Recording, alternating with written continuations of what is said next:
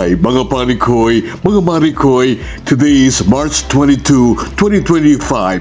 Sa News Pamor, Radio Man Baguio po lamang na kumikilala sa kadakilaan ng lahing Pilipino.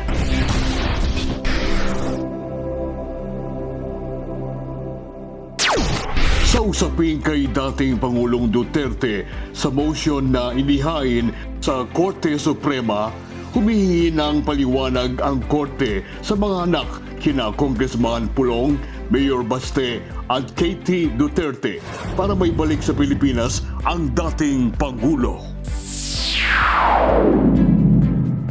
Case of Rodrigo Roa Duterte and Senator Ronald De La Rosa versus Executive Secretary Lucas Bersamin et al. The Supreme Court noted without action the motion for reconsideration filed by former President Rodrigo Duterte and Senator Ronald De La Rosa regarding the court's denial of their prayer for the issuance of a temporary restraining order.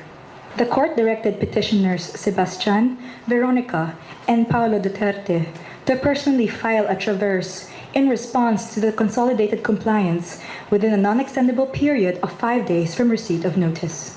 Ano pong ibig sabihin nitong kailangan pa pong sumagot ulit nito nga pong kampo ni Senator Bato, ni Katie Baste and Congressman Pulong Duterte? Well, in habeas corpus cases, if a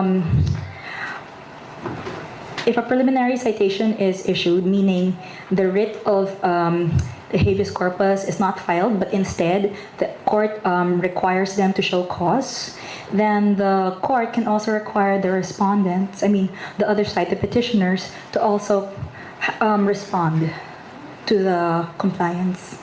So it's just really a responsive pleading in the case of habeas corpus cases.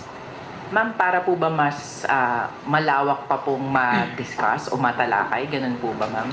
Well, definitely, because so there's a show cause order explaining them why the court should not issue the writ of habeas corpus. So, syempre, my explanation, they would also like to see the side of the other side in response to the allegation specifically said in the compliance. Ano po ba yung magiging processes if ever kung mag-grant? Paano po ba yung process nun? Dadaan po ba sa Court of Appeals or parang diretsyo na yon na mapapabalik si former President Duterte?